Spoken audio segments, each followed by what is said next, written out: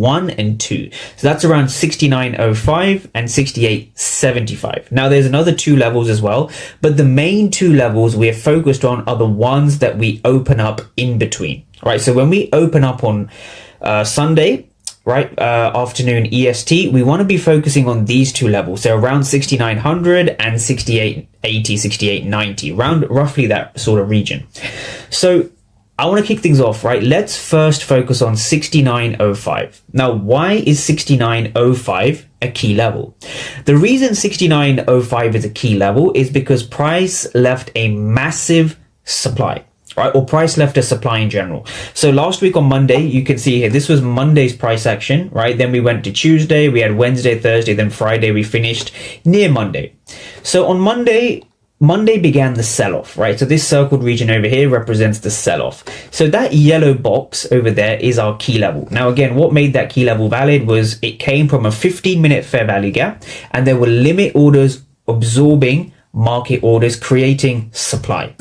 So the reason that happened very simply is because of this. At 69.05, so this was around 69.01 to 69.10, roughly that sort of region over here, Monday sold off. And so what was going on in that yellow box? Well, this is the yellow box zoomed in on the order flow footprint charts, right? So this is the ATAS platform.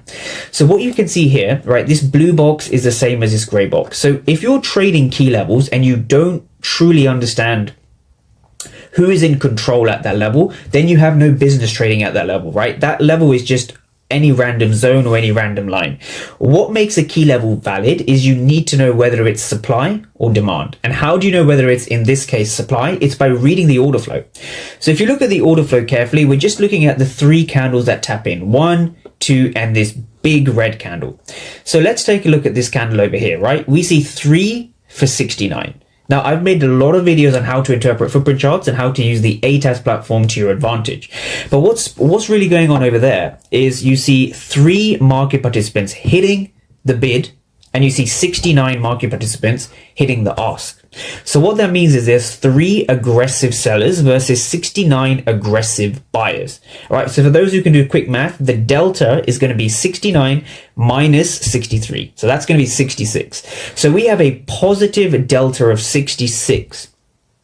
Okay, now we see the same thing over here. So we see 33 for 109, and then we see 13 for 69, right? So bearing in mind, this was the second sell-off around about 11:30 Eastern. This was the first sell-off at 9:30 Eastern, right? So we're looking at the second sell-off in this scenario. Now over here, what we can see the same thing, right? We see 13 for 69, and we see 33 for 109.